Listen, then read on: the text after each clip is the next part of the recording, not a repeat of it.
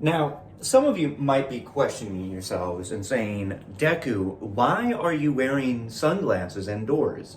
To that I have to say, shut the fuck up, we have politics to talk about. So let's get into it. Today's the news, and these are going to be a bunch of different videos, all back to back. They might be shorter, they might be longer, who the fuck knows.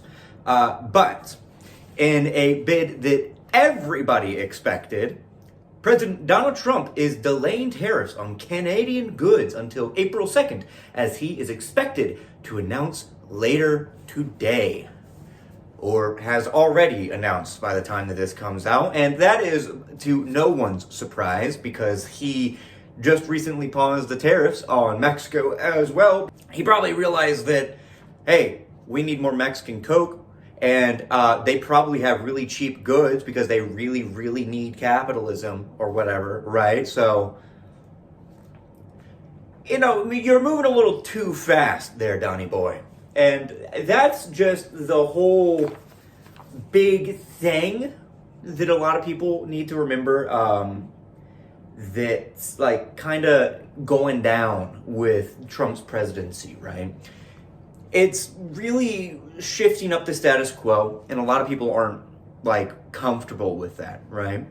Because for a while there was, stability, right? But the moment a fascist comes into office, stability is always thrown off.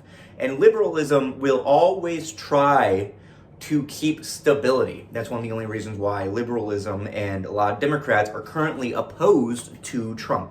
It is not because of some moral delay or input. It is because of the fact that he is attempting to destabilize and reshuffle things, and things like voting bases and all sorts of other stuff that would ensure them votes. And that's something that I think a lot of people need to realize, right? Democrats and liberals do not give a fuck about you. They will say and do whatever they need to, as long as their voting base and their agenda is kept, right? And their agenda is getting money from lobbying and the like. And that's where it's important to understand that that's one of the reasons why even recently a lot of Democrats have actually started to support Trump, because he is ensuring them money. He is ensuring them more. And I think that's one of the reasons why he has, in the first 100 days, in the first 45 days kind of thing of him storming office, has been so important, is because he is trying to shake up things as quick as possible before things start to get paused or gridlocked by bureaucracy. And he's been pretty successful at this. And obviously, you know me, I fucking hate that. I hate that he's being successful. But I am absolutely not surprised in the fact that he is being successful in any shape or form, right? Because the big thing that a lot of people need to understand is that over time, you will eventually see more and more Democrats, more and more liberals side with Trump, right? Because they'll eventually notice that it doesn't really matter how much they try and fight him, because at the end of the day, they are still going to be the ones in power. They are still going to be the ones that are ensuring capital, and then they're still going to be the ones ensuring business and all sorts of other things like that. And you've already seen it, right? I mean, look at the thing with Al Green about how 10 of the Democrats already voted to keep him out of House or whatever the fuck happened, right? That is a big example of one of the reasons why I've said all this stuff about liberalism and Democrats and everyone's supposedly on the left. Anyway, I say all this to say is that all of the stuff that you see about, the UK and other countries in Europe and all this other stuff being opposed to the US, it's not on a moral justification. They might say it is, but it's actually not. The only reason why they are opposed to him is because they are interrupting stability and they are being threatened by him. That's the only reason why. Like, that is the only reason that anything overseas and everything is being talked about so vehemently, is because of stability and other things like that, and like trade negotiations and again, capital. It is being threatened to not be as stable as it was. But the moment that it regains stability and, other routes are secured and the like, they won't give a fuck about the U.S. unless they are going to be saying stuff about the U.S. only to push their own agendas and the like. It is never a moral thing. They will try and moralize it to try and make it make sense, but deep down, it's only about money. Anyway, let's keep going.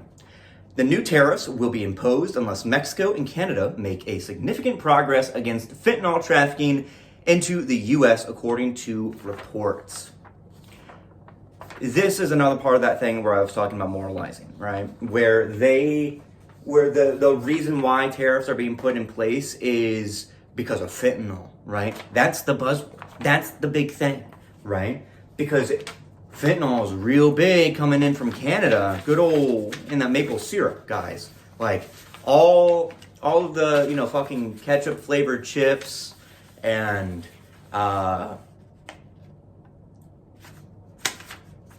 what are other goods and services that come in from Canada? I actually don't. But it's so clearly laced with fentanyl, right? But the only reason why tariffs are being put in place in the first place is because of the fact that it means that American businesses will eventually be the ones to kind of pick up the slack and thus kind of artificially inflate the economy, along with other things like empowering the bourgeoisie and corporate leadership and the likes within the United States that are American or non-Canadian, non-Mexican based, right? And that will ensure more money and all this other stuff. Canadian Prime Minister Justin Trudeau stated that Canada will proceed with retaliatory tariffs until Trump completely backs off. Now, again, what did I say, right? This is not...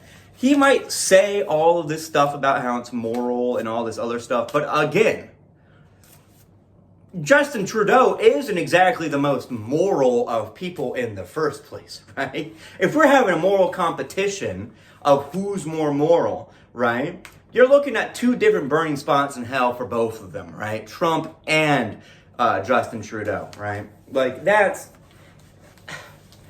Canada itself is already fucked up, right? I mean, look at everything. People will always say that Canada is better than the U.S. And I mean, I guess, yeah, marginally so. But it's still rife with corruption and, things like exploitation of the working class and other things like socialized concessions and benefits that can then be gridlocked and, preventing actual progress whatsoever. But it's a good kind of cozy facade that people can, boast about, like, oh, we got free healthcare, despite the fact that it's not completely socialized, and we don't have enough medical staff to make sure that it's actually properly put forward, that sort of thing. Trudeau emphasized that Canada has strong bargaining power and is united in standing against Trump's actions.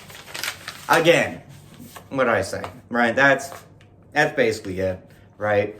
Trump's tariffs weren't ever going to stay in power. They weren't ever going to stay the way that they were. The only way that you keep tariffs consistent is that if you continuously build upon them over time and one at a time, right? But then again, there is a lot of powers vying for the seat and control and allowing for Trump to be the one implanting their power, right? I mean, look at, there's obviously J.D. Vance, then there's the other fucking guy, I forget his name right now, then there's Elon, and then there's, the corporate backers, and then there's all the other fucking people that are constantly trying to, vie for power. The kleptocrats, the elephants, then there's the MAGA crowd, and, then the smaller independents that are just trying to get their own agendas put in place.